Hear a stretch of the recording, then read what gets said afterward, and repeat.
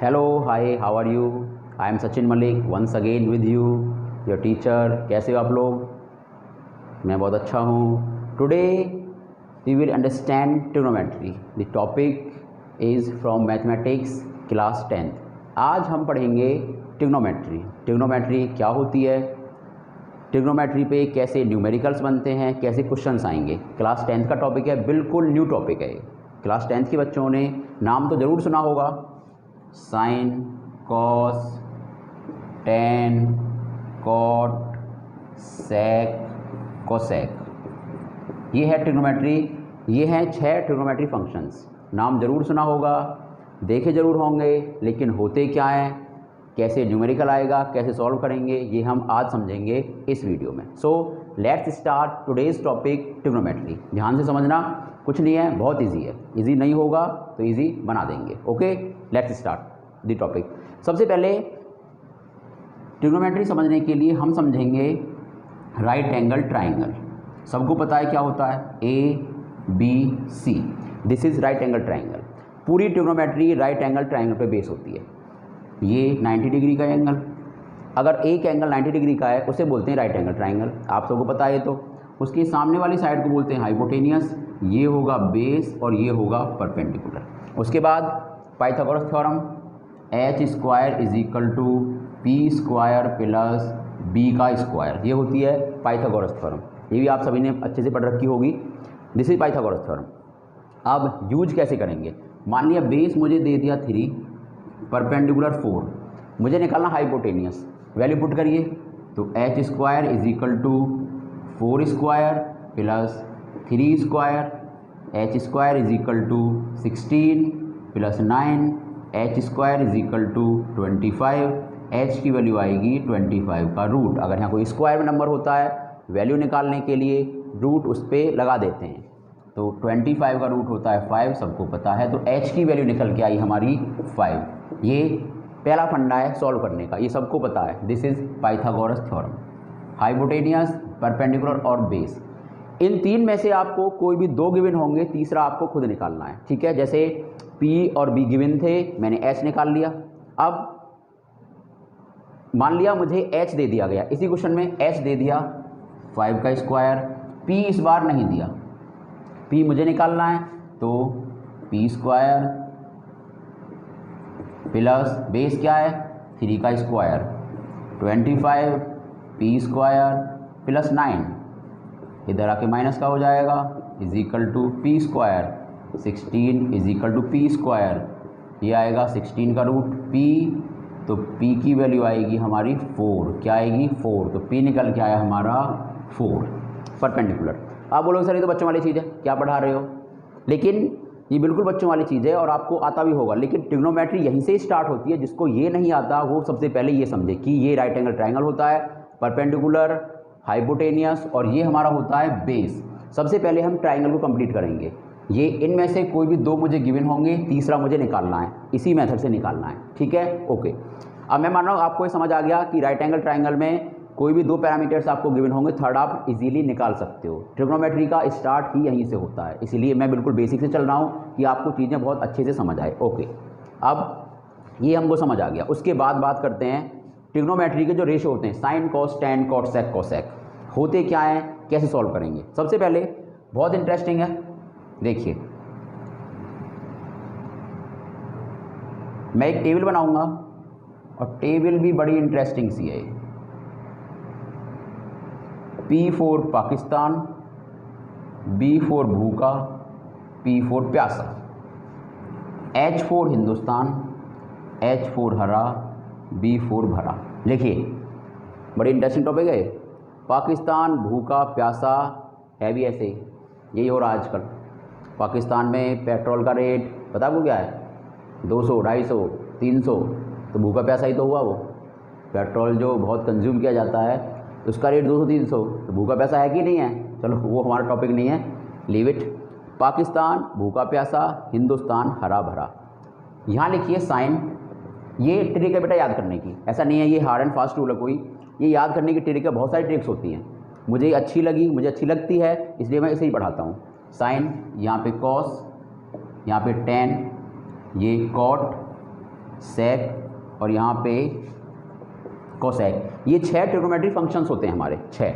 Sign, cos, tan, cot, sec, cosec. इन्हें ऐसे ही लिखेंगे, पहले टेबल बनाएंगे, फिर फंक्शंस को ऐसे ही सीरियल वाइज लिख लेंगे। अब आप बोलोगे सर ये क्या है, क्या पढ़ा रहे हो क्या रहा है, कुछ समझ नहीं आ रहा, ये पाकिस्तान हिंदुस्तान कहाँ से आ गया है, ये साइन कॉस टैन एक्चुअली है क्या? ओके, मैं समझाता हूँ आपको। देखो होता क्या है, साइन जो होगा हमारा, साइन इसे रफ कर देते हैं, उसके बाद समझते हैं। साइन होगा P/H, कोई भी एंगल ले लेते हैं, साइन थीटा ही ले लो, तो ये हो जाएगा P/H। कॉस जो होगा, कॉस होगा B/H, यानी परपेंडिकुलर अपॉन हाइपोटेनियस। एक ट्राइंगल बना लेते हैं इधर आपको समझाने के लिए। ये ट्राइंगल है राइट एंगल ट्राइंगल, सीधा नहीं बना, this is right angle triangle ABC। ये एंगल थीटा, ये एंगल है, बस थीटा से घबराना मत आप, बस एंगल का नाम दे दिया है, ठीक है। तो देखिए साइन होता है P/H, यानी परपेंडिकुलर, ये बेस और ये हाइपोटेनियस। तो साइन होगा P/H, कॉस होगा हमारा B/P। ऐसे ही टैन क्या होगा, टैन होगा P/B। ऐसे ही कॉट क्या होगा, देखिए कॉट क्या है, कॉट इधर आ रहा है, बोलिए B/P। सेक क्या होगा, सेक देखिए आप टेबल से देखना है, कुछ भी नया काम नहीं है, सिर्फ टेबल से देखेंगे। सेक क्या होगा, H/B। कोसेक क्या होगा, H/P। कोसेक होगा H/P। ये हैं ट्रिग्नोमेट्री फंक्शंस। अब आप बोलोगे सर क्वेश्चन कैसे आएगा और क्वेश्चन कैसे करेंगे। मान लिया ये ट्राइंगल है मेरा, मैंने परपेंडिकुलर दे दिया 4, बहुत इजी एग्जाम्पल ले रहा हूँ मैं, बेस 3 और हाइपोटेनियस है 5। देखो 90 के सामने वाली हमेशा हाइपोटेनियस होगी। तो साइन क्या है, परपेंडिकुलर अपॉन हाइपोटेनियस, यानी 4/5। तो साइन की वैल्यू होगी 4/5। कितना ईजी है देखिए। कॉस क्या है, B/H, यानी बेस अपॉन हाइपोटेनियस। तो वैल्यू क्या होगी आप मुझे बताओ, डायग्राम देख के बताइए। कॉस की वैल्यू क्या होगी, बेस अपॉन हाइपोटेनियस, यानी 3/5। वेरी गुड, ये हो जाएगी 3/5। टैन क्या है, P/B। परपेंडिकुलर क्या है, 4/3। ये हो जाएगा 4/3। कॉट क्या है, कॉट होता है B/P। तो कॉट हो जाएगा बेस अपॉन परपेंडिकुलर, यानी 3/4। कॉट हो गया 3/4। ऐसे ही सेक क्या होगा, H/B। H क्या है, ये रहा H/B 5/3। ये हो जाएगा 5/3। कोसेक क्या है, खुद बताइए आप, सोचिए, टाइम दिया आपको। क्या है कोसेक, H/P। H क्या है 5, P क्या है 4, तो 5/4। वेरी गुड, तो ये हो गया 5/4। ऐसे न्यूमेरिकल आएगा। मान आपको ट्राइंगल बना के दे देगा, सबसे पहला जो क्वेश्चन आएगा ये आएगा, आपको ट्राइंगल बना के दे देगा और आपसे इनकी वैल्यूज पूछी जाएंगी। तो कितना ईजी है देखिए, सारी वैल्यूज मैंने निकाल दी, sine cos tan cot sec cosec. ये परपेंडिकुलर, ये बेस और ये हाइपोटेनियस, ये होती है वैल्यूज, ठीक है। आई होप आपको समझ आ गया होगा।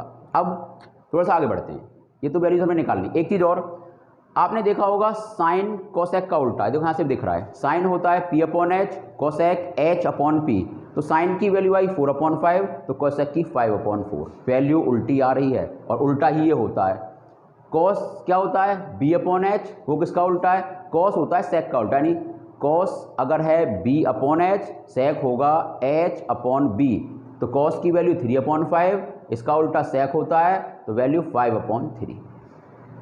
या उसके बाद टैन P/B होता है, तो कॉट क्या होगा, बोलिए, टैन P/B, तो कॉट होगा B/P, यानी टैन का उल्टा कॉट। टैन की वैल्यू आई है 4/3, तो कॉट की वैल्यू क्या आई है 3/4।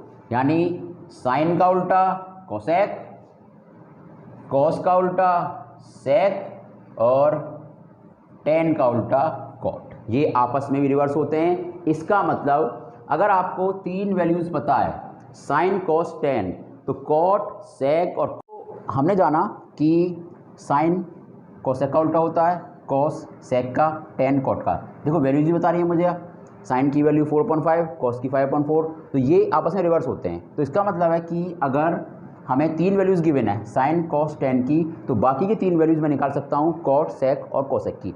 ये हुई पहली चीज़। अब इसमें एक कंसेप्ट और है, वो मैं आपको सिखाऊंगा, वो ध्यान से समझना है और ध्यान से सीखना है, ठीक है। चलो ये ट्राइंगल भी रफ कर देते हैं, ये ट्राइंगल रफ कर देते हैं। एक ट्राइंगल यहाँ बनाते हैं, ये ट्राइंगल मैंने यहाँ बना दिया, ये ए बी और सी, वैल्यूज इस बार भी सेम ही कंसीडर कर ली, ये 4, ये 3, ये 5। अब अगर साइन सी मैं निकालूंगा, साइन सी, तो साइन होता है हमारा P/H, सबको पता है P/H, तो साइन सी की वैल्यू निकल के आएगी परपेंडिकुलर अपॉन हाइपोटेनियस 4/5। अब मैं आपसे पूछ रहा हूँ, तो ये साइन सी हुआ 4/5, ये बिल्कुल सही है। अब मैं अगर बात करूँ साइन ए की, साइन ए, तो साइन ए क्या होगा P/H, तो आप बोलोगे सर ये भी सेम ही होगा 4/5, लेकिन बेटा ये गलत है, ये सही नहीं है। साइन सी बिल्कुल सही है, साइन ए सही नहीं है। अब मैं बताऊंगा आपको, और जो बताऊंगा वो कंसेप्ट आपको याद रखना है, बहुत छोटा सा कंसेप्ट है, ज़्यादा मुश्किल बिल्कुल भी नहीं है। देखिए जब मैं बात करूंगा साइन ए की, साइन ए, तो मेरा ये बेस हो जाएगा, ये परपेंडिकुलर, साइन ए के लिए ये बेस होगा, ये परपेंडिकुलर, तो साइन ए की वैल्यू निकल के आएगी 3/5, this is the correct value. अगर मैं बात करूंगा सी की, एंगल सी की, तो ये बेस होगा, ये परपेंडिकुलर, फर्स्ट पॉइंट। अगर मैं बात करूंगा एंगल ए की, तो ये बेस होगा, ये परपेंडिकुलर। इतना हमें इंटरचेंज करना पड़ेगा, यानी अगर मैं एंगल्स को इंटरचेंज करता हूं तो हमें बेस और परपेंडिकुलर भी इंटरचेंज करने पड़ेंगे। हाइपोटेनियस दोनों ही कंडीशंस में सेम रहेगा, इसमें कोई भी चेंज नहीं आएगा। ओके चलो अब मैं और अच्छी समझाता हूँ आपको, 1-2 एग्जाम्पल और लेते हैं। जैसे कि मैंने लिया कि मुझे बताओ tan A, तो tan होता है P/B, सबको पता है tan A, मैं A पूछ रहा हूँ तो उसके लिए ये बेस होगा, ये परपेंडिकुलर, तो आंसर आएगा, आप बताओ क्या आएगा, परपेंडिकुलर क्या है इस बार, ये परपेंडिकुलर, तो आंसर आएगा 3/4। और अगर मैं बात करता tan C की, tan C ऑलरेडी आपने निकाल रखा है, अब ये एंगल है तो उसके लिए ये बेस होगा, ये परपेंडिकुलर होगा, तो फॉर्मूला सेम होगा P/B, तो परपेंडिकुलर क्या है सी के लिए, ये बेस, ये परपेंडिकुलर, तो आंसर आएगा 4/3। These are the correct values. एक और लेते हैं, चलो एक और लेके दिखाते हैं आपको। अगर मैं बोलूँ कॉट ए निकालो, कॉट ए, कॉट क्या होता है B/P, ये होगा B/P, base upon perpendicular, cot A. अब ये एंगल ले रहा हूँ तो आप खुद बताइए बेस क्या होगा, आप निकाल के दीजिए वैल्यू मुझे इस बार, सोचिए। ओके तो मैं ए एंगल ले रहा हूं तो ये बेस होगा, ये परपेंडिकुलर होगा, तो बेस अपॉन परपेंडिकुलर, तो आंसर आएगा 4/3। और अगर कॉट सी की बात करें तो कॉट सी क्या होता है, बेस अपॉन परपेंडिकुलर, तो सी के लिए अब ये बेस, ये परपेंडिकुलर, तो आंसर आएगा 3/4। This is the simple concept to understand the questions. एक बार फिर से रिपीट कर रहा हूं मैं, देखिए ये मेरा ट्राइंगल है, अगर मैं एंगल ए लेता हूँ, sign A, cos A, ten ए, कुछ भी, तो ये बेस होगा, ये परपेंडिकुलर, हाइपोटेनियस में कोई चेंज नहीं आएगा, ये एज इट इज रहेगा। अगर मैं सी एंगल ले रहा हूँ तो ये बेस होगा, ये परपेंडिकुलर, हाइपोटेनियस दोनों ही बार सेम रहेगा। इतना अंतर करना है, बाकी सारे क्वेश्चन सॉल्व हो जाने हैं, ठीक है। एक लास्ट एग्जाम्पल हम लेते हैं और आंसर इसका आप दोगे। कॉस ए बताइए मुझे और कॉस सी बताइए क्या होगा, करिए आंसर। ओके पहले कॉस क्या होता है, B/H, B/H। अब कॉस ए के लिए बेस क्या होगा, ये एंगल है तो बेस क्या होगा, बेस अपॉन हाइपोटेनियस, यानी 4/5। कॉस सी फॉर्मूला सेम रहेगा, फिर से बेस अपॉन हाइपोटेनियस, अब की बार बेस ये, हाइपोटेनियस सेम रहेगा ही, तो 3/5। These are the answers. ये सिंपल सा कंसेप्ट है। 8.1 NCERT में एक्सरसाइज है 8.1, इस फंडे से सारे क्वेश्चन सॉल्व होंगे। आई होप आपको वीडियो पसंद आई होगी। अगर वीडियो पसंद आई हो लाइक करिए, शेयर करिए, सब्सक्राइब करिए, click on bell icon also. Thank you for watching me. Next video में मैं आपको इसके न्यूमेरिकल कराऊंगा और कुछ कंसेप्ट और सिखाऊंगा। Thank you very much.